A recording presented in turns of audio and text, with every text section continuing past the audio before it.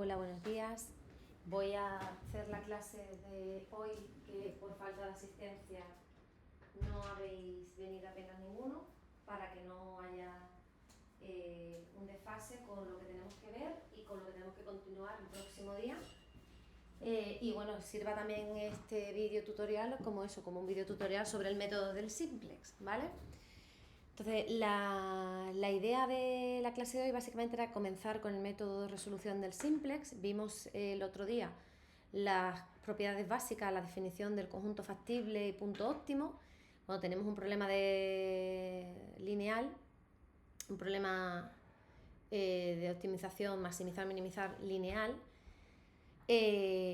vimos que el conjunto de todas las soluciones posibles, o sea, donde se cumplen las restricciones del problema, lo llamamos conjunto factible. Este conjunto factible puede estar acotado o no estar acotado, pero en general está definido por una serie de vértices, que es donde se van a encontrar las soluciones del problema. O sea, los máximos y los mínimos van a ser siempre uno de los vértices del problema. Como vimos, en función de que pongamos la restricción como menor o mayor, pues puede salir un conjunto factible acotado o no acotado. En este problema vimos que obviamente si buscamos un máximo no existiría máximo, porque la función objetivo, los valores de x y de y se podrían hacer tan grandes como quisieran. Y también tenemos que tener cuidado en tanto en cuanto queramos resolver un sistema, o sea, un problema de programación matemática en el que sea inviable o infactible, o sea, que no exista solución, porque es imposible que se cumpla simultáneamente que 5x más 2y sea mayor que 10 y a la vez 12x más 7y sea menor o igual que 5. ¿Veis que esta región implicaría este triángulo pequeño de aquí? Y esta segunda condición implicaría todo este espacio. No se simultanean dentro de las coordenadas x e y positivas, eso sí. Dentro del primer cuadrante no habría intersección. Habría una intersección por la parte negativa de la variable y, pero como digo, si las variables tienen que ser positivas, que era el método, el modelo estándar de los problemas de programación lineal, variables siempre positivas, esto es inviable. Entonces, bueno, vimos que una opción de encontrar lo máximo y lo mínimo, por tanto, es la resolución gráfica, es dibujar la región factible, encontrar los vértices, evaluamos la función objetivo en los vértices y comprobamos que efectivamente cuál de ellos se encuentra el máximo de mi función objetivo.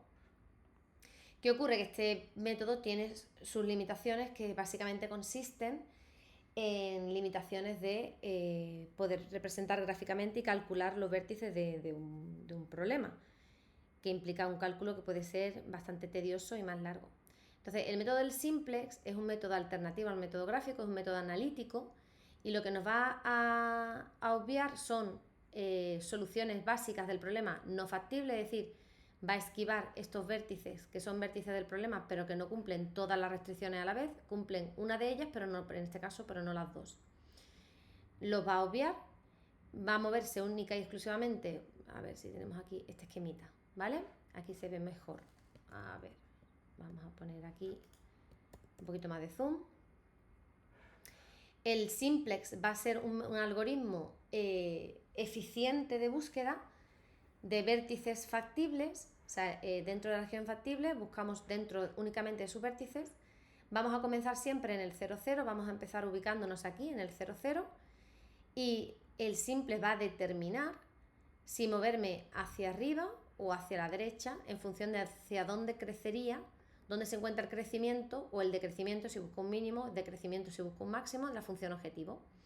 Y también va a permitir determinar, una vez que esté en un vértice, si existe una solución mejor o no. Por tanto, el método del simple va a implicar selección de variables básicas y no básicas, es decir, las variables que despejamos y las variables que resolvemos, perdón, que dejamos libre y que resolvemos. Ya sabéis que cuando un sistema de inecuaciones lo volvemos como un sistema de ecuaciones añadiendo las variables de holgura, que eso también lo vimos en la última clase, por eso lo estoy obviando, estoy yendo un poquito más rápida en esta parte. Se generaba un sistema de ecuaciones indeterminado, si no lo vuelvo a comentar. Si yo tenía un problema que resolver que era de menor o igual que 8 y menor o igual que 12, que era el problema que teníamos de ejemplito, si a este sistema de inecuaciones le añadíamos la variable de holgura para que esto fuera un sistema de ecuaciones, vemos que tenemos dos ecuaciones frente a 4 variables. Es un sistema indeterminado. Eso implica que yo tengo que elegir dos variables como libres, que las variables libres siempre les vamos a dar valor de 0 y despejaríamos las otras dos variables. Esto se llama elegir la base y la no base. Las básicas y las no básicas van a ser simplemente las variables que despejamos respecto a las variables que sí despejamos. Las no básicas son las variables libres, las que le vamos a dar siempre por convenio el valor de 0, y las básicas son las que vamos a resolver en el sistema de indeterminado que nos queda. El método de simple siempre implica esto. Tengo un problema lineal de encontrar máximos y mínimos, un problema donde la función objetivo y restricciones son lineales. Asumo que son de igualdad, formato estándar. Si no lo es, introducimos variables de holgura, y cuando introducimos variables de holgura siempre nos vamos a encontrar con problemas indeterminados. ¿De acuerdo? Eso va a implicar que tenemos que seleccionar qué variables vamos a despejar. Las llamamos variables básicas que vamos a meter dentro de la base, y a las no básicas le vamos a dar por convenio el valor de 0 y 0 y vamos a ir despejando. ¿Qué ocurre? Que si esto lo hacemos manualmente, pues vamos a ir dando vueltas de forma arbitraria. El método de simple va a tener un criterio de selección, tanto en cuanto, como decía, va a determinar si la solución es óptima o no, que es lo que llamamos criterio de optimabilidad, y luego tenemos el criterio de entrada o salida de variables, o criterio de crecimiento de crecimiento, lo podríamos llamar también, que es hacia qué vértice te tienes que mover. O sea, si el punto inicial que empezamos, que es el 0, 0, no es el óptimo, ¿hacia dónde me voy a mover? ¿Hacia el vértice A o hacia el vértice C? Eso es lo que te va a determinar el simplex, ¿vale? Y cuando encuentre la solución, pues terminaría. El método del simple también vamos a tener en cuenta, y eso lo iremos viendo en las próximas semanas. Hoy me voy a quedar con el ejemplo primero, que es cuando existe óptimo y el óptimo es único, ¿de acuerdo?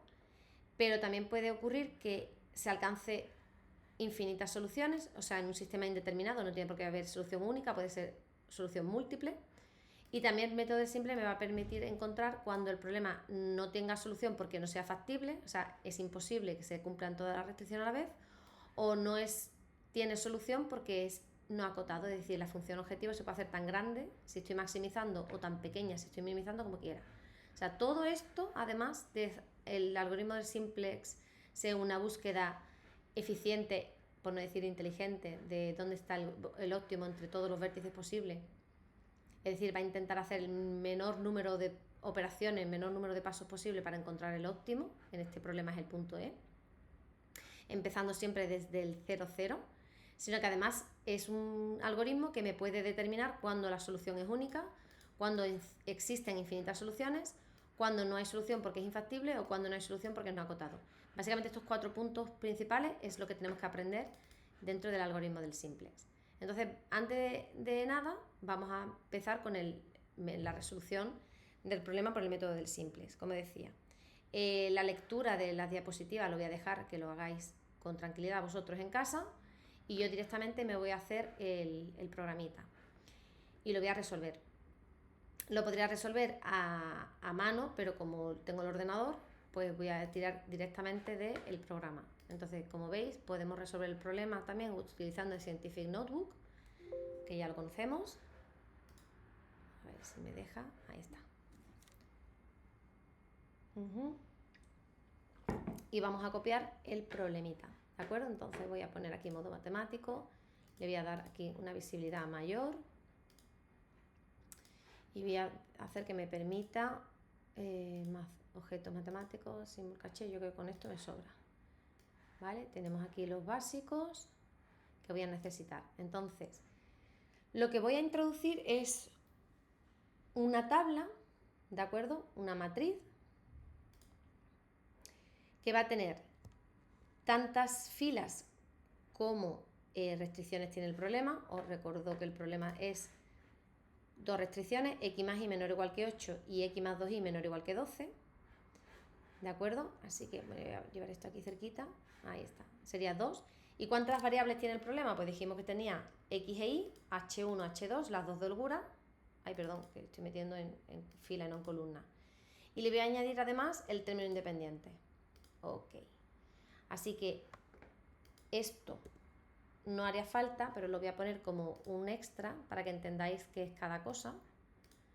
Aquí vamos a poner la variable x, aquí vamos a poner en la segunda columna la variable y, aquí voy a poner la holgura de la primera restricción y la holgura de la segunda restricción. Y la última columna los términos independientes.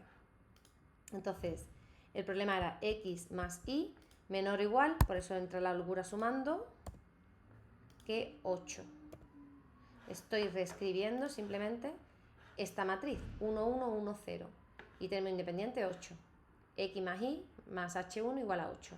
Y ahora voy a escribir x más 2y más h2 igual a 12. X más 2y más h2 igual a 12. ¿Vale? Estoy escribiendo la segunda fila de la matriz del sistema de ecuaciones. ¿De acuerdo? La función objetivo es 3x más 5y. Así que la función objetivo la vamos a escribir aparte. En una fila aparte, donde tenemos 3x más 5y, los términos independientes son 0 y 0, y la función objetivo en la primera tabla del simplex, que se llama, vale siempre 0. ¿Por qué? Porque ahora mismo, voy a meter aquí otra, que insisto, esto no hace falta poner estas que estoy poniendo aquí, esta y esta no hacen falta, simplemente la voy a poner para que entendamos qué significa cada columna y qué significa cada fila. Estoy reproduciendo el método del simple, ¿vale? Ahí está. Voy a poner aquí un salto de línea y aquí un salto de línea. Esto sería la tabla básica del simplex. Realmente solamente vamos a trabajar con esta matriz, ¿vale? En esta matriz con este vector. Este se va a llamar el vector de costes reducidos, que de aquí voy a sacar el criterio de optimabilidad, si he encontrado una tabla óptima o no, y también el criterio de entrada y salida de variables, ¿vale? Entonces, lo primero que tenemos que mirar, voy a poner aquí un salteo de línea para que se vea así mejor, es si estoy en un problema óptimo o no. Ahora mismo la solución básica factible en la que nos encontramos es x no está en la base, veis que las variables básicas son b, es la base. Y ahora mismo mis variables básicas, perdón, a ver si aquí, bueno, a ver si me aclaro ahora. La fila 1 y fila 2 corresponden a las variables que he resuelto, que son las variables que están en la base. Es decir, recordar, tengo un sistema de ecuaciones de 2 ecuaciones y 4 variables, dejamos 2 variables libres y resolvemos las otras 2. Las variables que dejo libres, en este caso son las variables x e y, siempre en la tabla 1. Llamamos tabla 1 o tabla 0, que es la primera, porque no hay que hacer básicamente nada. La solución básica factible es x e y son 0 y 0. Y las holguras, pues lo que salga. Fijaros que si resolvemos si x e y son 0, sale que h1 es igual que 8 y h2 es igual a 12. 8 y h2 igual a 12. Ahí tendríamos la primera solución factible de la tabla 0. ¿Y cuánto vale f de x y la función objetivo? Pues la función objetivo, que es 3x más 5y, en el 0, 0, pues como comprenderéis, vale 0. ¿Vale?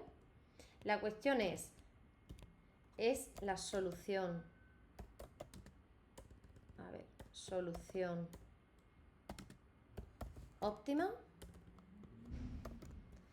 ¿Cómo averiguamos si la solución es óptima? Esto es equivalente al criterio, criterio de optimabilidad, ¿vale? Y el criterio de optimabilidad es entender qué significan los costes reducidos.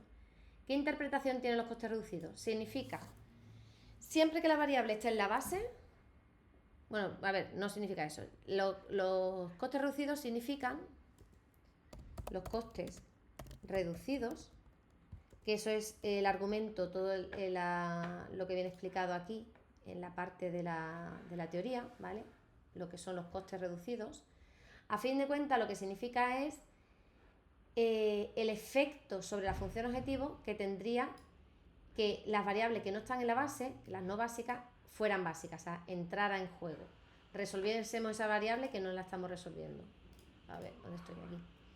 Vale, entonces, costes reducidos es igual a efecto en f de x y, que es la variable, la función objetivo, de introducir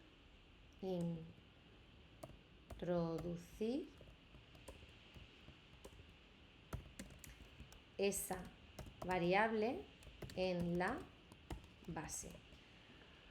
Fijaros que ahora mismo aquí no lo he puesto. La base es las variables. No sé si lo escucháis, pero está lloviendo una barbaridad. A ver, que no me hace caso. La base son las variables H1 y H2, hemos dicho. ¿Vale? La base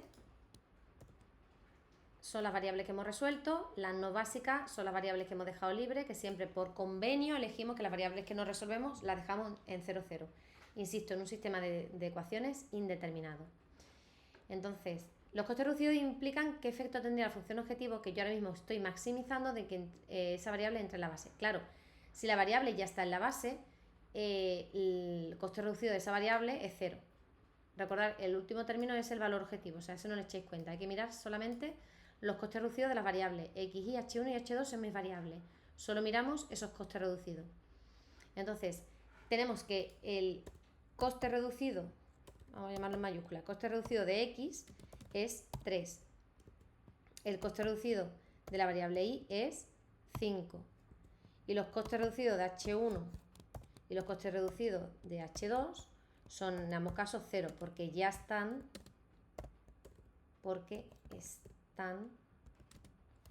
en la base, ¿vale?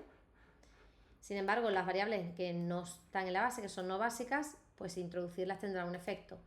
Fijaros que esto significa que si entra X, la función objetivo crecerá en 3 veces lo que valga X. Esto significa que si la variable Y entra en juego, la función objetivo, que ahora mismo la función objetivo vale 0, crecerá en 5 veces, claro, 5Y, 5 veces lo que vale Y. 3 veces lo que valga X, 5 veces lo que vale Y. Por tanto, el criterio de entrada, o sea, primero sabemos que la solución no es óptima, porque si entra X o entra Y, la función objetivo crecerá, mejorará. Entonces ya tenemos un criterio de optimabilidad, no es óptimo. La solución X0, vamos a llamar la solución factible 0 porque pertenece a la tabla 0. Solución básica factible 0, que es la solución 0, 0, X e Y ambas 0, no es óptima. Porque si entrase X o entrase Y en la base, el efecto que tienen en la función objetivo es de crecimiento y estoy buscando un máximo. Si estuviese buscando un mínimo, buscaríamos que pudieran hacerse más pequeñas, o sea, buscaríamos costes reducidos negativos. ¿Cuándo sería una tabla óptima? Si yo tuviese que los dos costes hubiesen sido, por ejemplo, menos y menos, menos 3 y menos 5, y por supuesto la que está en la base son 0, significa que si entra X, la función objetivo sería todavía más pequeña, y si entrase Y también sería la función objetivo más pequeña. O sea, no hay un vértice mejor del que estoy. Recordad que estamos en una representación gráfica tal como esta. A ver, aquí estoy. Estoy aquí y estoy planteándome si esto es óptimo o si hay una solución, otro vértice, mejor que en el que estoy yo ahora mismo. Entonces, si fuera como mínimo, ya digo que la idea sería negativos. Y si es máximo y te encuentras que es todo negativo, pues no habría mejora. Pero como hay coeficientes o costes reducidos positivos, la solución no es óptima. Y el criterio de entrada, es decir, tengo que elegir otra base. Lo voy a poner aquí abajo. No es óptima, eso implica elegir nueva base, que es lo mismo que decir cambiarse de vértice. ¿De acuerdo? Me voy a mover a otro vértice. Para moverme a otro vértice, como veis, aquí nada más que hay 2 filas. Por tanto, nada más que me cabe 2 variables en este sistema de ecuaciones. Si tiene que entrar la variable Y, voy a elegir la Y porque es el coste reducido mayor, se tendrá que ir una de estas dos. Entonces hay que ver un criterio de entrada que es, criterio de entrada, el mayor o el menor Madre mía con la dislexia. Coste reducido, según si estáis en maximizar o en minimizar. Elegimos el más positivo, elegimos el más negativo de los costes reducidos si estáis maximizando o minimizando. Esto sonará lo del tema de positivo y negativo. Lo que pasa es que aquí coincide con el tema del máximo, es el mayor, el más positivo, y el mínimo, el más negativo, ¿vale? Iría como al contrario de los problemas no lineales que hemos visto. Y criterio de salida es aquella variable que le permite crecer menos a la variable de entrada. ¿Y eso cómo se averigua? O sea, ¿quién quiero que se vaya? ¿Quién quiero que entre? Va a entrar la y, porque entre la x y la y, el que más crece es la y, que es 5 por y. Para que entre y se tiene que ir h1 o h2. La cuestión es, ¿dónde vale x más? Y lo que tenéis que hacer es despejar, la y, que es la entrada. Y lo único que tenéis que hacer es despejar la y de la ecuación 1 y despejar la y de la ecuación 2, suponiendo que todo lo demás es 0. O sea, en esta ecuación que es x más y más h1 igual a 8, ¿de acuerdo? Yo voy a despejar la y. La restricción 1, ahí está, es x más y más h1 igual a 8. Si yo despejo la y pensando que todo lo demás es 0, ¿qué me quedaría? Que la y vale 8, ¿no? Suponiendo que la x y la h1 ambas son 0. Y de la restricción segunda, restricción 2, que es x más 2y más h2 igual a 12, si asumo que todo lo demás salvo y es 0, es decir, dejo como libre las otras dos variables, x y h2 son 0, al despejar, ¿qué sale? Si la x y la h2 fuesen 0, la y como mucho podría valer 2y igual a 12 y vale 6. O sea que si os dais cuenta, en la restricción primera, que corresponde a h1, la holgura 1 está en la restricción 1, h1 está en la primera restricción, que es la primera fila, y h2 está en la segunda restricción, que es la segunda fila. En la primera restricción, que insisto, es donde está h1, la y puede crecer hasta 8, y recordar que la función objetivo va a crecer 5 veces lo que valga y. Y en la restricción 2, que es h2, la y podría valer 6. Y recordar que la función objetivo va a crecer en 5 veces 5y. 5 veces lo que valga y. Así que entre esta y esta, ¿dónde crece menos la restricción? Crece menos en la segunda, o sea, crece menos con h2. Pues esa es la que se va. La que le permite crecer menos a la variable de entrada. Por tanto, nuestro criterio dado los criterios de entrada y salida, voy a ponerlo en texto matemático para que se entienda aquí, entra y, qué cabeza, entra y después de ver este criterio decidimos que sale, voy a poner en rojito para que se diferencie un poquito más, h2, ¿vale? Básicamente esos son los criterios de entrada y salida que tenemos que hacer. ¿Y entonces en qué consiste el juego? El juego va a consistir en que yo ahora tengo que lo que llamamos pivotar. O sea, el método del simple siempre va a ser primero saber dónde estoy, ¿vale? Es en qué tabla estoy y en qué base tengo y qué solución tengo en cuanto a la función objetivo. Entonces, pregunta número 1, ¿es la solución óptima? Si la solución es óptima, termina el problema. He puesto aquí lo que significa la criterio de optimalidad. Si no es óptima, buscamos el óptimo. En este caso, cuando criterio de estimabilidad, decidimos que no es óptima. Entonces, cuando no es óptima, elegimos la nueva base, que sería el punto 2. Aquí estoy haciendo el esquemita, ¿vale? Si no es óptima, elegir la nueva base. Y para elegir la nueva base tenemos que tener el 2.1 criterio de entrada y el 2.2 criterio de salida. ¿De acuerdo? Y estas son las operaciones que hemos hecho. Esto así, para que se vea un poquito más claro. Ahí estoy. Esto va a acabar cuando en el criterio de estimabilidad, porque esto es un proceso reiterativo que vamos a ir dando vuelta entre punto 1 y punto 2. Bueno, y punto 3, que es el paso que me queda. Punto 3, cambio de base o solución básica factible o vértice, que es todo más de lo mismo. Vértice. ¿Vale? Cambiar de base, o sea, moverme de este vértice al vértice A. ¿Eso cómo se hace? Eso es aplicar el método de Gauss. Es pivotar, ¿vale? Es hacer que entre una variable y se vaya a otra. Es hacer que aquí, fijaros que, ojo, una propiedad que tenemos es que las variables que están en la base siempre van a formar la matriz de identidad. Eso es una característica del método del simplex. Tenemos aquí la matriz de identidad, formada por las variables básicas. H1 y H2 forman la matriz de identidad.